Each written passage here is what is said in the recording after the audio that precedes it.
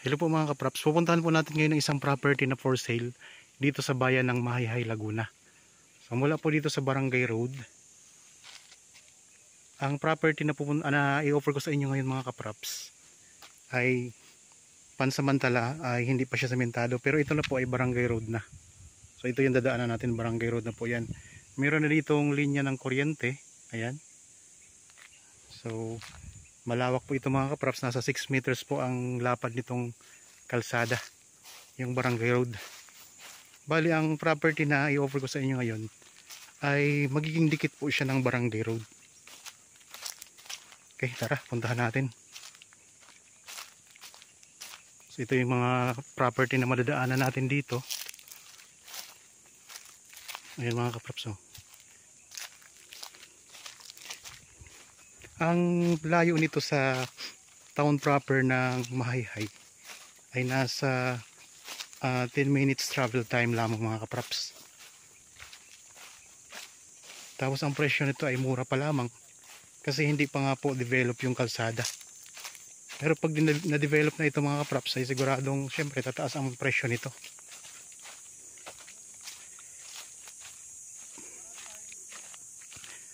Ito'y malapit lang din sa bayan ng Magdalena. Ang Mahihai po kasi ay katabi lang po ng bayan ng Magdalena, Aliliw, malapit sa Nagcarlan.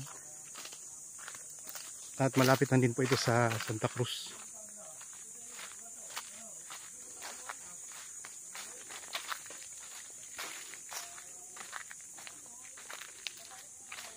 So, samahan niyo po ako para maipakita ko sa inyo kung ano yung mga tanim na nasa loob ng property. Ito ay proposed na Barangay Road mga kapraps, ha? Mula doon sa sementadong kalsada.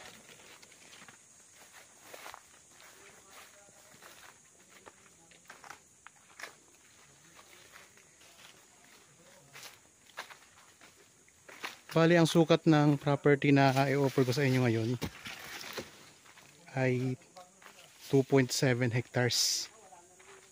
Titulado mga kapraps.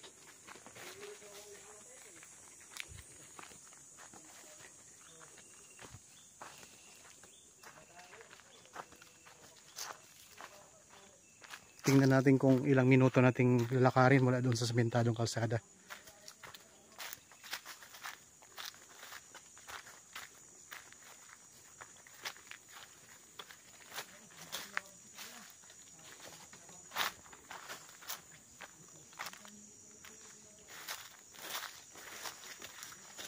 Dami mga tanim na kawayan, eh.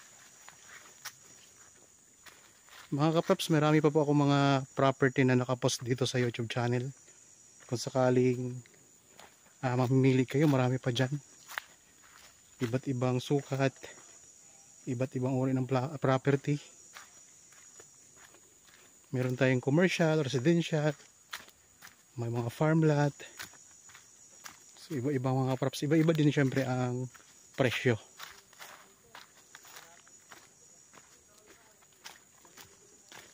Ang Magdalena, ang Mahihai pala mga kapraps ay hindi ito bahain na lugar kasi mas mataas po ito.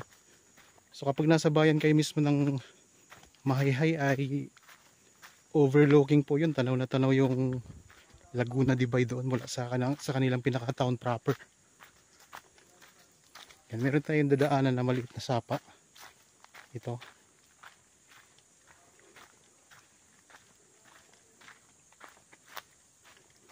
Okay.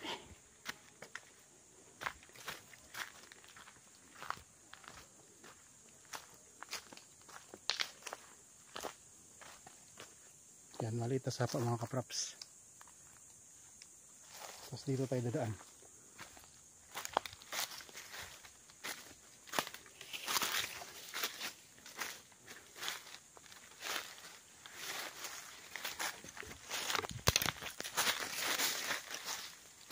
Okay.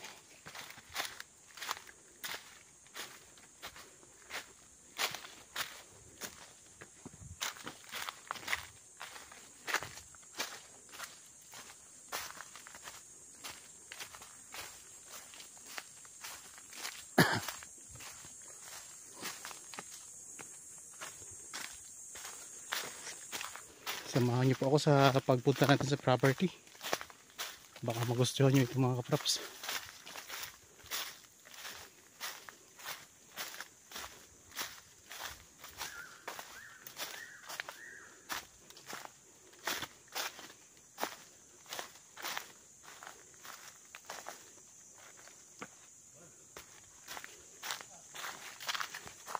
Dito pa rin yung dinaan natin kanina. Malit na sapa.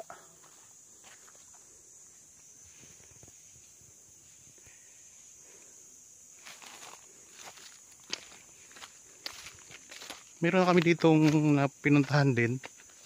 Kung familiar sa inyo ang video na to, dito rin kami dumaan. Yung 1.2 hectares. Pero yun ay nabili ng mga kapraps. So ito ay panibagong property naman tong aking i-offer sa inyo ngayon.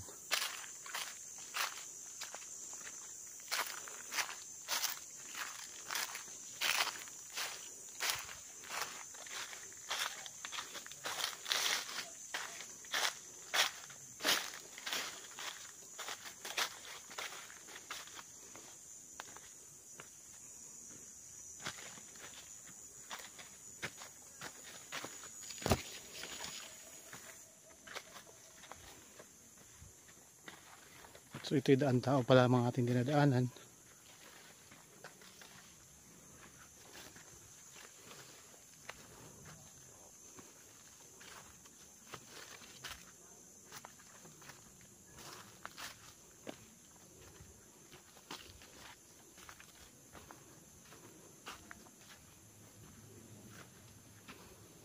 Sa mga viewers natin ngayon na mayroon din mga property na binibenta.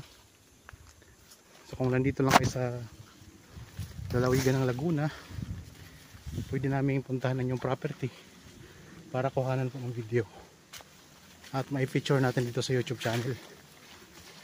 Nasa ganun, mahanapan po natin ng potential buyers mga kapraps.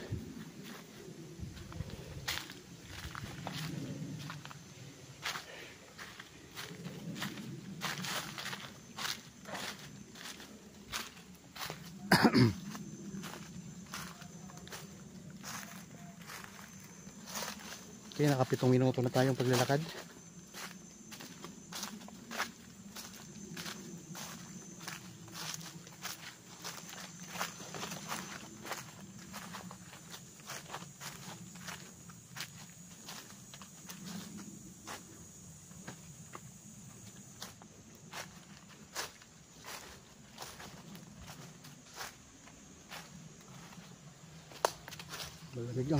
Malamig ang klima dito mga kapraps. Sa ilalim tayo ng mga puno eh. Ito, ang daming puno ng kawayan.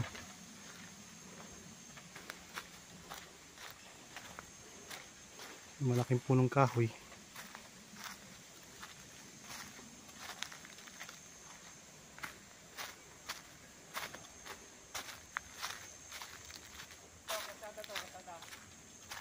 Kalsada yan ano? Yan, kalsada ito mga kapraps. So may sukat na daw po ito.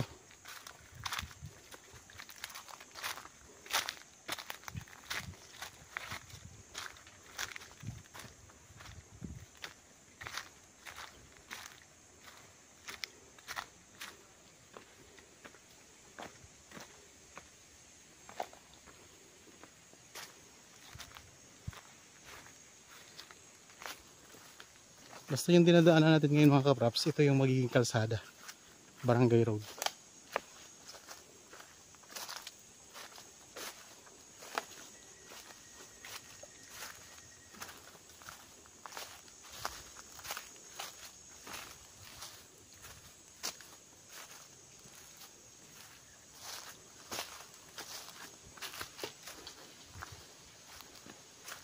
Daming kawayan dito din oh.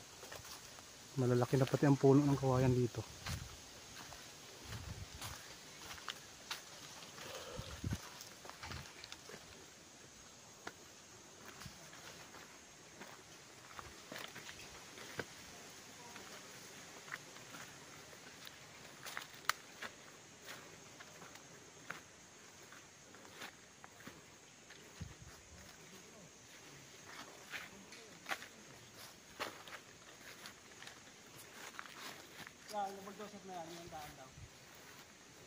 Ito. Ito yung kalsada, no? Yan yung kalsada. Saan yung property na? Yan. Tanaw na natin yung property mga kaprops. Yan lang.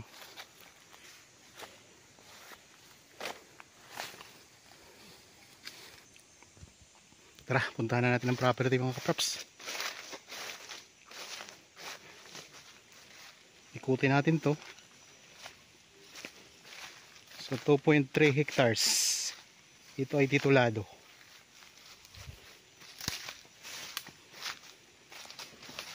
Okay, ito na mismo ang property mga kaprops. So mula po dito, pag ganoon po ang ano niyan, ang boundary. Tapos dito, yan. So galing tayo doon kanina. Bali ito yung magiging kalsada mga kaprops. Tapos galing tayo dyan kanina. Ibig sabihin, itong property ay tabing-tabi lang po ng kalsada ng Barangay Road. Okay, tingnan natin ang mga tanim sa loob nito. Yan, ang ganda mga kaprops, oh. Patag na patag ang lupa. Yan, ito na yung mga tanim. Meron ditong bakante na pwede nyo pang taniman kung anong gusto nyo itanim. Dito sa side na to, napakarami mga saging naman. Ang daming saging. Ito pwede nyo pang taniman to mga kaprops, oh. Bakanting lupa. Daming mga puno ng niyog. Tapos maraming mga good lumber mga kaprops. Yan, oh. Mga good lumber siya. At saka alam niyo naman ang good lumber ngayon, mahal ito. Mahal ang isang puno nito. Ikot ko lang ang camera.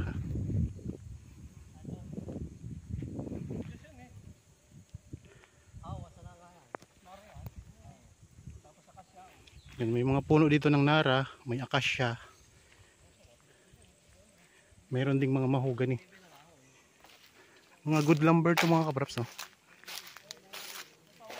So ang presyo nito, makikita nyo po sa description box at sa title nitong video. So kung napansin nyo kanina mga kaprops, ang ano lang, nasa 9 minutes lang ang lakad. So napakalapit lang nito sa sementadong kalsada. Ayan, oh, ang daming tanim niya. Sulit mga kaprops kapag kayo nakabili nito. Sa mga kahoy pa lang po, ibawing-bawi na kayo.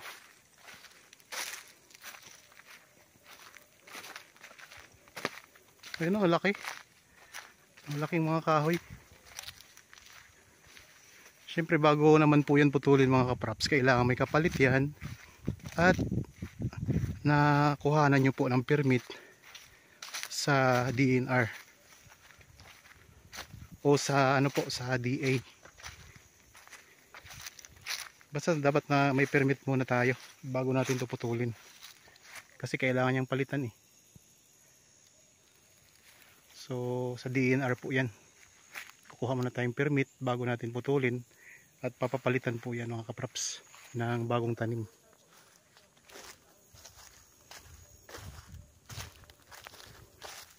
Dito sa bandang gilid merong tanim na mga kawayan.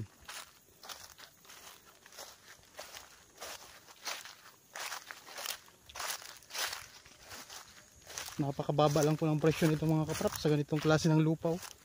Patag na patag, kunting tabas lang ito.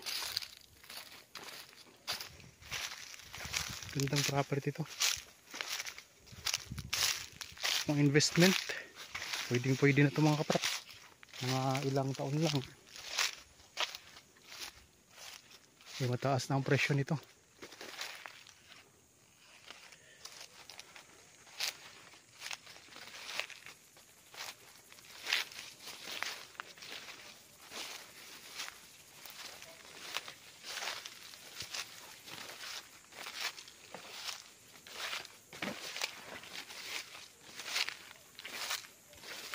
Meron din tong puno ng mangga pala mga kapraps. Ayun puno ng mangga. Matataas ang mga puno ng niyog dito. Then, pwede kayo magtanim ng mga bagong puno ng niyog dito para kung sakaling mamunga, mababa pa lang. May mga nabibili pong mga dwarf na mga puno ng niyog.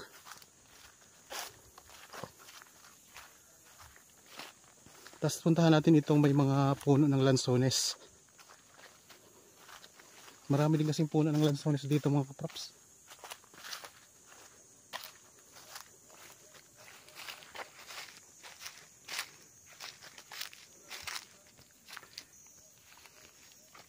Okay.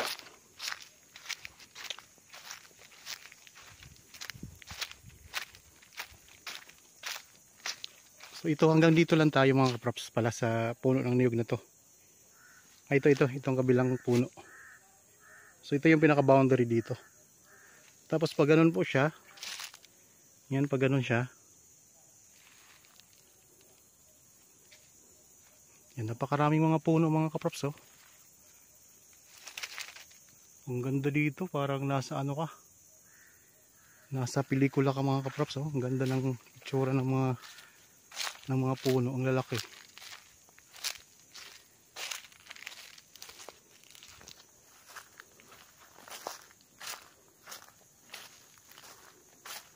Ulitin ko lang po, ang property na ito ay nasa 2.3 hectares ang sukat. Ito ay titulado, matatagpuan po sa bayan ng Mahayhay, Laguna. Ito, kita nyo naman, patag na patag ang lupa. Pansamantala po ay maglakad tayo mula doon sa sementadong kalsada, yung pinanggalingan natin kanina, ng nasa 9 na minuto lamang. Ganun na siya kalapit. Tapos magiging tabi po ito ng barangay road kapag nasemento na po yun. Kaya ang ganda nito, habang mura pa po mga kapraps, habang di pa nagawa ang kalsada, pwede nyo itong bilhin. Kasi kapag simentado na po yun, so triple na ang presyo nito. So ang presyo nito ngayon, sa ngayon, ay nandyan po sa description box at sa title nitong video. Tapos dito sa pinaka boundary niya, mayroon ding sapa dyan na maliit. Yan yung may mga tanim na kawayan na yan, may sapa dyan. So hindi lang siya talagang laging may tubig. Kasi pag tag-init, natutuyuan din siya ng tubig. Tapos dito, ayan, may mga lansones din po mga kapraps yan, no? Nasa gilid yung mga lansones. So ilang puno din, marami-rami din yan.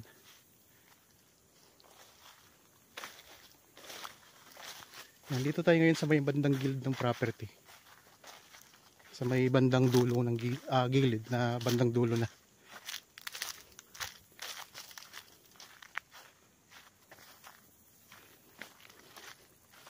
Dito sa part na ito, medyo may pa-slope siya. Kasi papunta nga yan sa maliit na sapa. Yan, pa-slope po yan ng konti. Hindi naman siya slope na slope talaga. Kunting slope lang. Puntahan natin para makita nyo rin po.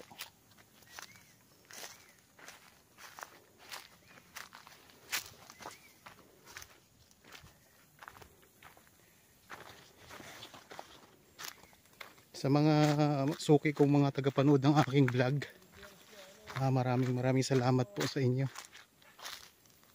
Sana po i-share nyo rin to sa inyong mga kakilala, kaibigan, mga kamag-anak na naghahanap po ng property na gustong gawing investment.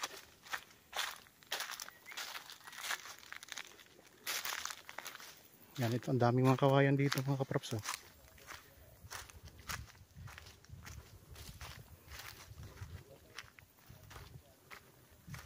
So puntahan lang natin yung yung sapa.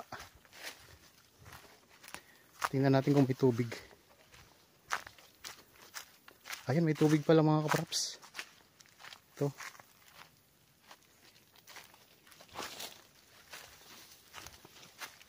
Yan, ito yung pinaka boundary ng property. So konting slope lang. Ito yung sapa. So hindi nga lang siya matubig ngayon, gawa ng tag-init po tayo ngayon mga kapraps. Yan o. So tuyo na dito. Dito lang may mga tubig banda. Tapos yan lang ang ano, ang kabuuan ng property dyan mga kapraps. So ito yung ilog, sapa. Tapos punta doon. Yan, dyan tayo galing kanina. Tapos pag ganun pa yan mga kapraps. Ganun. Kunting ano lang. Kunting akyat lang tayo. Ito yung pinakababang bahagi ng property.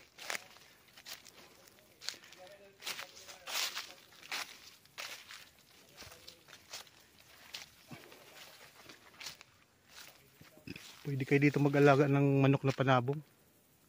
Okay, backyard piggery. Yung konti lang, hindi naman karamihan.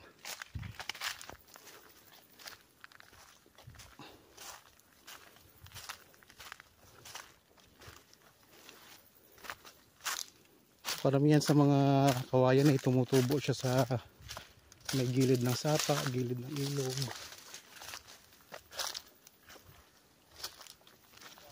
May mga halaman pa dito. Gabi.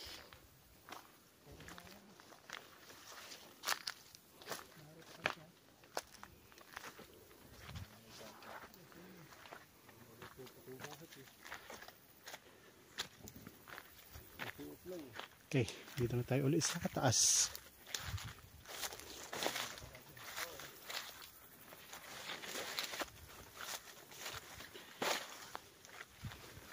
Ikutin na natin.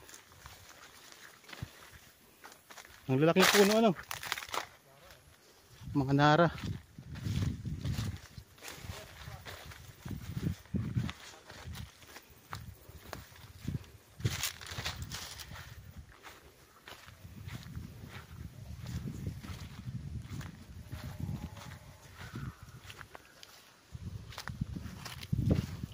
Mga ilang piraso din ng lansones mga kapraps. Tapos meron pa kayong mountain views. Ayan o. Bundok na yan.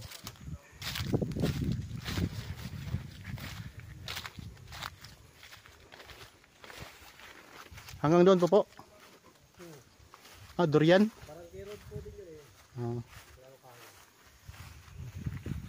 Kita natin yan. Hanggang doon sa sapayan doon sa ilalim. Yan mga nara.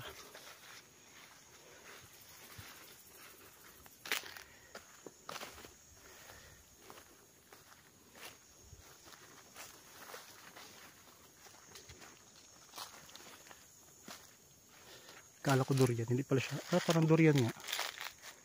Ayun.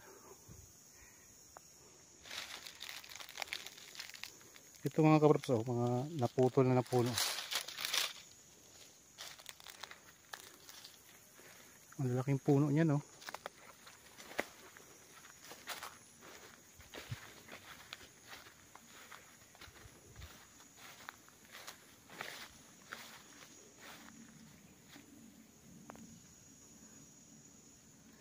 So dyan ang mga kapraps ay yung kanina, yan yung may kahoy na yun, barangay road na po yan.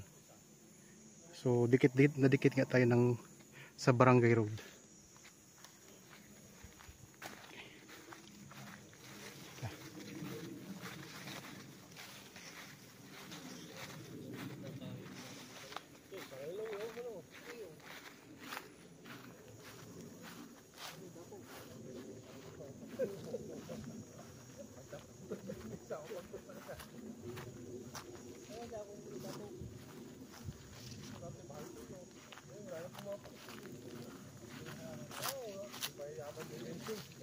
Dito sa may bungad, sa may gilid ng kalsada, ito yung mga lansones. May mga lansones din dito. Yan o. Yung mga lansones yan mga kapraps. Yun yung pagpasok natin mismo dito sa property. Yan, pwede din kayo dito mag-alaga ng mga alagang mga baka, kambing, kalabaw, kabayo. Kaya ito, may alagang baka. Ito na yung barangay road, no? Ito. Ito yung barangay road mga kapraps. Ito na mismo yung barangay road. Pag ano yan, dire-diretso yan. Anong barangay na pong kasunod dito? Banti po. Oh, Yung barangay. pinunta natin. Yun. Kanina, yung una. Doon ang Papuntang direksyon ng Banti. Pook. Pook. Yung nabili nyo kasi nandiyan sa tapat na rin. Doon lang. Yung mahuganihan. So meron na kasi kami dito ang nabenta na property. Ganda pala ako to. Ito tayo ng sapa. Sabi sapa natin yun eh. Ito rin sapa yun. So maganda mga kapraps. Kaya kung naghanap kayo ng investment, ito napakaganda nito. Sulit na sulit dito mga kapraps. Bawing-bawing na kayo sa mga tanim ng mga puno dito. Kung gusto nyo pang magtanim ng ibang mga prutas, pwedeng-pwede pa. Nakita nyo naman mga puno yan, ang lalaki oh.